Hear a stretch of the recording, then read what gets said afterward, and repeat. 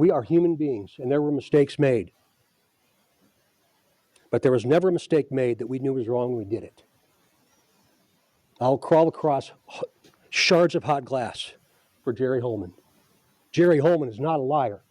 Welcome to Amber Light, where we keep that amber light ball burning brightly into the dark night to try to shine truth and light in a call for justice, especially for Abby and Libby, but everywhere where people are victimized by crime and corruption. So Jerry Holeman is not a liar, according to Doug Carter. Let's get into that a little bit. Again, from the Carroll County Comet, local newspaper here in Carroll County, Indiana. A lot of coverage on the Delphi case. From the Carroll County Comet, this was actually published back in 2022, May 11th of 2022, which, if you think about that, was just 5 months prior to the arrest of Richard Allen. It was an election year for the sheriff. Tony Liggett was running for the sheriff's office. And I was kind of surprised by this, just general research. I came across this complaint filed for campaign law violations. I'm not going to read the whole thing, but we'll try to get, the gist of it here for you. According to the law portal, a tort occurs when someone commits a wrong against another person. Kind of glad the comment explains tort law here a little bit. Tort law allows individuals who have had a wrong committed against them to claim damages against the person who has committed the wrong. Two individuals, Sue Wright and Angela Sadlowski, filed a civil tort in Carroll County Court on May 6th. The tort calls for an investigation of the Carroll County Board of Elections, Carroll County Sheriff's Office, Sheriff Tobe Lesenby, Sheriff Candidate Tony Liggett, the Flora Fire Department, Financial Builders Federal Credit Union, and municipal employees of Carroll County for engaging in political activity prohibited by state and federal law. It is alleged that Lesenby, Liggett, and the municipal employees of Carroll County have committed numerous ethical, state, and federal violations related to a partisan primary election, including violations of IC 314-117 and the Federal Hatch Act. Let's pause for just a moment and look at this Hatch Act. So I just Googled Hatch Act. Hey, I figure, look, if it's good enough for the Indiana State Police to use Google searches during a trial, then it's good enough for me. I love these AI overviews. You don't have to really dig in too deeply to websites. Especially for people like me. I'm an old guy. I'm not particularly computer savvy. So this is really helpful. Here's the AI overview. The Hatch Act is a federal law that limits political activity for federal employees. It also applies to some state and local government employees who work on federally funded programs. The purpose is to ensure that federal programs are nonpartisan, to protect federal employees from political coercion, and to ensure that federal employees are promoted based on merit. Prohibited activities, and I think here is where this civil tort case kind of comes in. Engaging in partisan political activity while on duty. Using official authority or influence to affect the outcome of an election. Being a candidate for public office in partisan elections. Permitted activities: registering and voting, assisting in voter registration drives, expressing opinions about candidates and issues, contributing money to political organizations, and attending political fundraising functions. I think, in short, what it really is about here is, hey, look, if you are an employee of the state, you can't be doing, political campaigning activities while you're on duty, nor can you be using state resources such as computers and government money to engage in political activity. That's kind of what I'm understanding here. So back to the Carroll County Comet article here. Moving down a little bit, allegations include Liggett and Lesenby violated these codes by publicly endorsing and advocating for the election of a candidate in a primary election using the money, equipment, goods, and materials, including mail and messaging systems, of their government employer.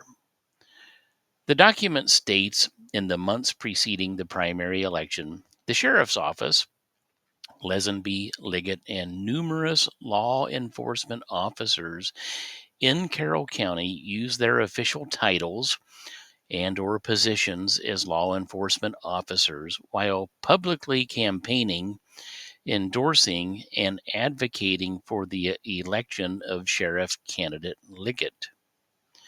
Included in the violation allegations are, and there's a long list here of names. I'm going to highlight just one of the names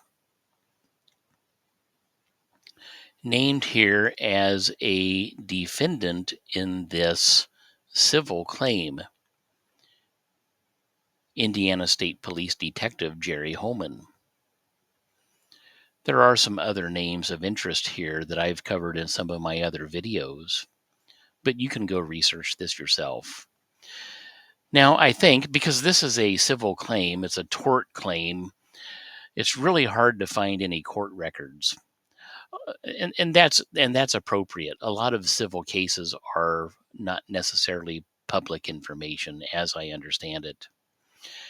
I believe that this tort claim eventually was dismissed. So I don't know necessarily if this dismissal has merit or not. But allegedly, the plaintiffs felt like there was corrupt use of government resources here to influence an election. And I think this is important. You have to kind of keep in mind that all of this activity, this election, was right around the time that Richard Allen was arrested in October of 2022.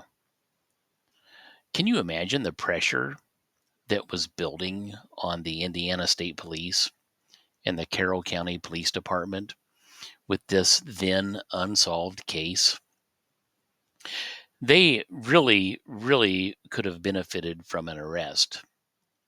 And Richard Allen was arrested just prior to the election of that year. But I think what this tort case is trying to identify and show is that there was an inappropriate use of government resources to try to influence the election, and that Indiana State Police Detective Jerry Holeman, among others, was involved in that activity. Jerry Holeman appeared on the Hidden True Crime YouTube channel, and in the course of that interview, he was asked about the influence of the election on the arrest of Richard Allen.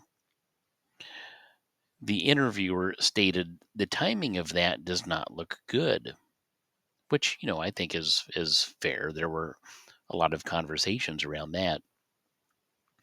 Holeman replied, and I quote, "I think that's ridiculous and way appalling to all involved. because I'm not corrupt. I'm not a liar. And I'm going to skip a little bit.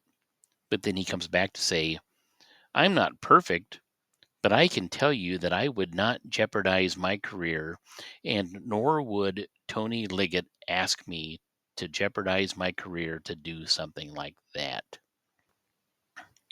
So, about a year later, in June of 2024, Angela Sadlowski, who was the plaintiff, one of the plaintiffs on the tort claim against Jerry Holeman et al. And others, late at night, 11 o'clock at night, all of a sudden receives a knock on her door. And she opens the door. Her father actually opens the door. And sure enough, it's the local police there. She was in New York at this time. The local police are there to perform a wellness check, allegedly, wellness check, quote unquote. As details emerged, she learned that Indiana State Police Lieutenant Jerry Holeman had received an anonymous tip that she herself was going to perform some violent actions in Carroll County, Indiana, against the police. So, Detective Holeman pinged her car, found her location, contacted the local police, and had them do a follow-up on this. So again, Detective Holeman said that he received a phone call and then called somebody else. I think we're going to call these person A and person B. At least that's how Angela named these people. And that person A and person B did in fact claim that she had contacted them and made threats of violence. So Jerry Holeman put things into motion several states away to take some action against her. So Angela Sadlowski has a YouTube channel and a little bit of a following. She's an investigative journalist, and she is very critical of the Delphi case. She brings up challenges all the time. And she, of course, is the person who one of the people who filed this tort claim. And so now we have, after this event, with the police showing up at her door, she, of course, hired a lawyer, and, the local police detective, thankfully, did a pretty good job investigating this. They did some research on the cell phones. They subpoenaed the cell phones of person A and person B and Jerry Holeman to try to see if there was in fact, a record of the threats that she had allegedly made, as Jerry Holeman claimed. So person A's cell phone information was verified from, and there's blah, blah, blah, blah. Holeman's information was verified. 6/28, 3 days later, this writer, my detective, filed subpoena request with the Dutchess County District Attorney's Office for person A's cellular device for the time period of, as a time period. This writer briefed the senior district attorney in regard to this request. So that was 6/28. And then on 7/8, so almost 2 weeks later, results for subpoena request were received by the district attorney's office electronically and were forwarded to this writer as requested. It should be noted that from the results of the subpoena for person A's cell phone number for the time frame of the ISP incident and request to this agency, there are no incoming or outgoing calls or cell phone into person A's cell phone number from Sadlowski's cell phone number, or to any of the cell phone numbers that Holeman has on file. From any witness that Holeman said he talked to, these are other people, other investigators that got a subpoena that said, oh, there's something going on here. let's just talk to the district attorney of a county, Yeah. not even related to anything to do with Delphi. They just said, huh. And they did a little bit of looking. They did. And they did it through legal channels. That was not that hard to verify. You would think that a lieutenant who has the capability to fucking fire up a satellite and surveil my car 4 states away would do like basic due diligence. But here's the fucking thing. Holeman knew this was bullshit, in my opinion. So did Jerry Holeman retaliate and lie and falsely trump up charges against Angela?